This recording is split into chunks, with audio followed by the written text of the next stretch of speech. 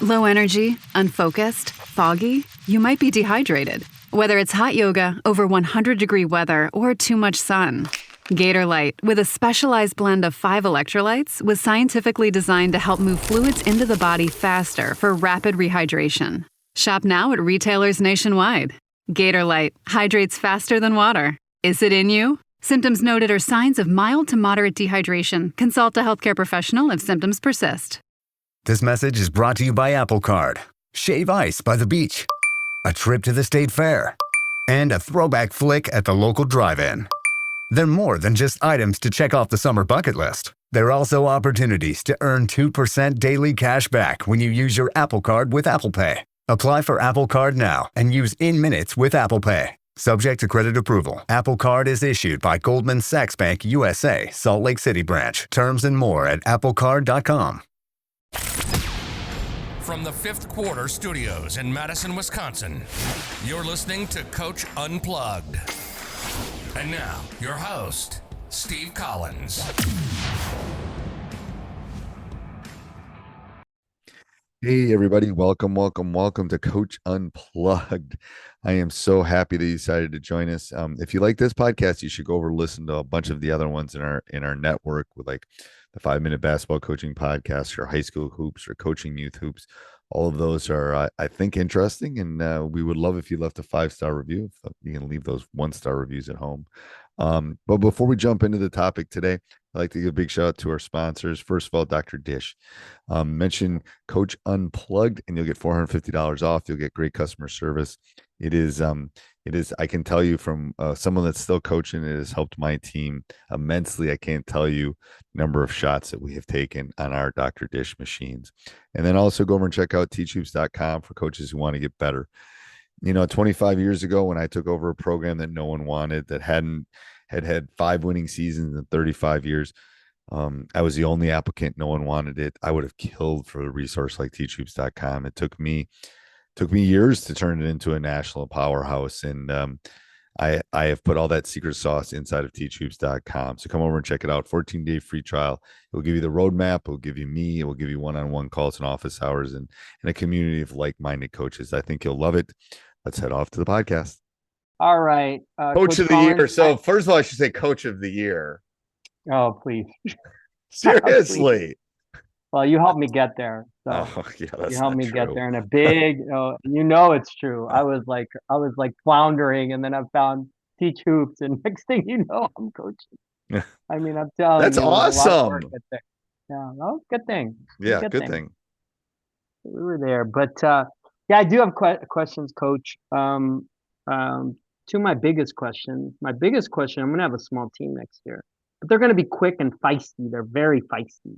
Like really small. Hey, and let me tell you, I want to go through that thing you texted me about the play too. We can do that at the end here. Okay. The tipping thing. I can show you on the whiteboard. But so my starting guards will probably be 5'11",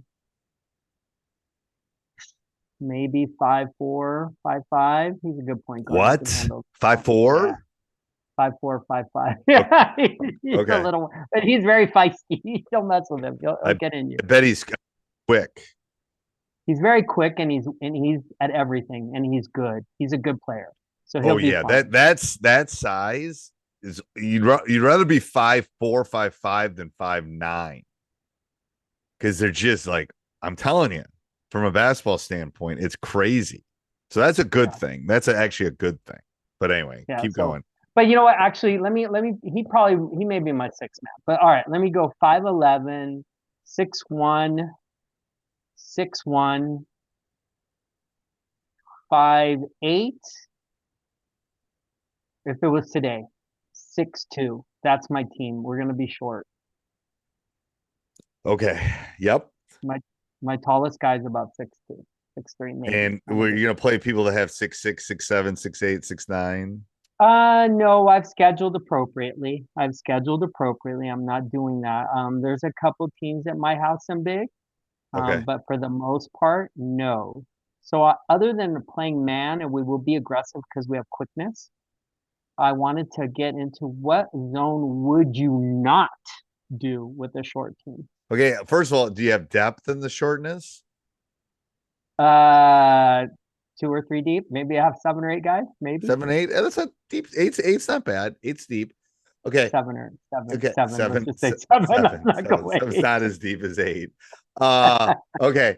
So what would I not do if I was a Gonna small play team? zone in addition to man. We're gonna play man, but if we were gonna use a zone, which zone would you You would not not use? run a 1-3-1 ever. Okay. Ever. Okay. Thank you. Okay. No, That's do what I not meant. run a Okay. 1-3-1. No, Okay. because Okay. you'll extend too far. You don't want to extend. Everyone needs, like, you need to run people off the line, and you basically need to make them shoot outside the paint, inside the 3-point line. So no one gets open threes and no one gets a shot in the paint. And if they get a shot in the paint, you triple, double, put 6 people on them. It doesn't matter. I mean, and then everyone's got to go to the glass. Like, there isn't a rebounder. You all have to rebound. And then That's on defense. What about offense? Offense, I'd send maybe 1 to the glass. Because you can't, I mean, you're not going to get men if you're that tiny. So maybe two if they're really good. But other than that, everyone's getting back and we're protecting. It's like you gotta build up. Protecting the paint is like protecting your house. You know, you're a firefighter and the fire's coming and you're gonna put a perimeter and no one's getting any shots in there. And the problem is you don't want teams to have 2, 3, 4, 5 shots at the basket, because eventually one of them is going to go in. So rebounding is going to be a bigger issue than you. Rebounding you should like get t-shirts to just say rebound. Because you probably haven't had a small team like this. You probably had some people that have always cleaned up the mess rebounding wise. That is going to be your biggest issue. And you have to emphasize it every day, and you have to talk about it all the time. And rebounding is like the best thing that you can do for this team. And it has to be the highest. Yes, the leading rebounder gets out of sprint, whatever it is. Like, you have to rebound if you're that tiny.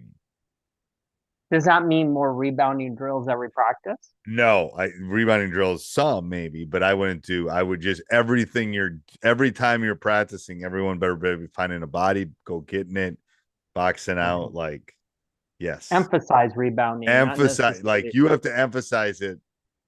Yes, like your life depends on it. Okay. Because that's how you're going to lose. I mean, if you can't shoot. With the short team, so we're set on man, we're going to do full court man, we're going to trap out of man, we're going to use our run and jump. But if you run and jump, we're definitely running. What would you do from a zone? Okay, I asked you which one you wouldn't run. Which 2 zones, or which zones would you run? I'd run a matchup. So like a 2-3 where you match up. And it's basically a man, but you're in your area. And then I would probably, oh goodness, I'd probably run a 2-3, but if not a 3-2 or a 1-2-2 kind of. It depends how good are the teams you're playing shooting threes. They're average. Then I would 2-3. If you're playing a lot of teams that can shoot threes, then I'd play a 3-2 or a 1-2-2, because then you kind of spread out the top a little bit more. But if they're not, I would run a 2-3. I'd pack it in, baby. I'd pack it in. The top 2 guys are gonna have to work their butts off, but and do you have any good videos on the matchup zone in Heat Troops? I think I do, but I will find some stuff for you. I'm doing some stuff the next couple of weeks too. I can do some matchup stuff for you. I'll write myself a note. I took over our movie room downstairs. Now the kids are out of the house. So I brought my whiteboard from school, and now behind the movie screen, I put the white. Yeah. So I'm going to be doing a lot more videos. Oh yeah. I'd love to see your matchup zone. If you can direct me. All right. And then the next big thing, and then you can show me how you do your full court tip drill. But the next big thing I need you to help me with is, so I've noticed over the last couple of years have struggled with the 1-3-1 zone against us. And I usually run it out of a dice, pass goes to the corner, big drops from the free throw line down. I use a dice.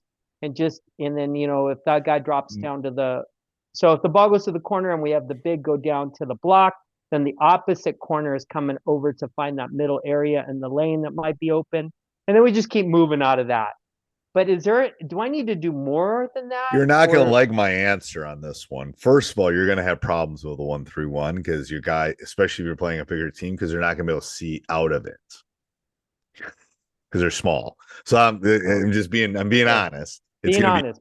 If my team, you would have problems against my team this year where I'm going to be 6'6", 6'5", 6'5", 6'4", 5'10". You would have a hard time seeing out of that. So yeah. So you would want to dribble and attack seams and overload sides and a lot of dribble penetration. You want to attack it and overload it a lot. Hopefully your guys can shoot. We're working on it. We're working on it. So the ball movements and the passing, but you're going to have to neutralize. You got to move the ball from side to side quickly and try to attack those seams. With a small team like this in practice, I'd work a lot on floaters because they're not going to get to the rim because they're small. So they have to learn to shoot like runners and floaters 3 or 4 feet from the basket, like it's a layup, because that's where they can get into. Because if you're 5'4" guy, he's not going to get a shot off against my guys. We're going to block every one of his shots. He's not. It's just not going to happen.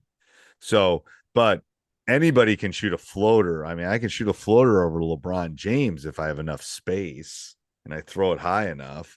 So that will help too if you can dribble and attack those seams and then runs and shoot some floaters. I would work on those. Like the rebounding, floaters are a big deal. I mean, my guess is these guys have played a lot and they've always been small, so they probably have that in their arsenal. I would work on it a lot and tell them you have the green light, because the floater should be like the runner or floater should be like a layup to them. They're 4 feet from the basket, and the guy, it doesn't matter how tall you are, I'm going to just shoot this over you. But going back to the initial question, what would you do? Yes, I would overload. I'd, kind of diamond it. I would attack seams. The problem is it's going to be a sight angle issue with that small of a team. Your 5'4" guy is going to have a hard time seeing over the 6'4" kid. Maybe there aren't going to be a lot of those. I don't know, but got it. I would want with that tiny team like that. I would run that against you probably. Okay.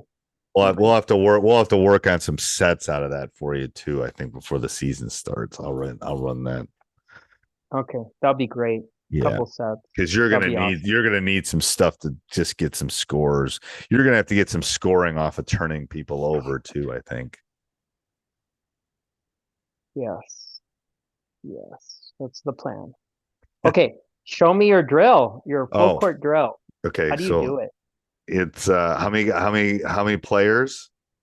Whatever you say needs to happen. I'll do it based on how many players you think needs to happen. Hold on, I hope I have the whiteboard. Full court tip drill. Oh, I gotta draw. Hold on, it's been a while since I've done this. Let me send it to you. It'll be easier for me to get on my board downstairs. I'll just send it to you tonight. I'll go downstairs and do it in 30 seconds. That will let me try out my new thing. It's easier than trying to explain it. And so you're talking about the one where they're each on each side tipping off the glass, and then they're you do full court. Yeah, I do. It's awesome. Court. It's a great conditioning drill. I'll do it tonight and I'll send it to you either tonight or tomorrow morning. Okay, that'll be a great drill to have anyway. I'm good for now. When do I get to talk to you again? In a month or so? Or whenever you want. Couple weeks. Okay. Next 2 weeks are busy because I'm starting work up on Thursday, but after that I'm an empty nester. Oh, you are. Where'd your daughter end up going to school? She's going to Baldwin Wallace. Hey everybody, hope you enjoyed that. If you want to support us, you want to help us keep the lights on here at teachhoops.com, go over, join, 14-day free trial, and then stop the car, subscribe, like, Apple 5-star review. That would be good. All right. Maybe have a good day. Bye.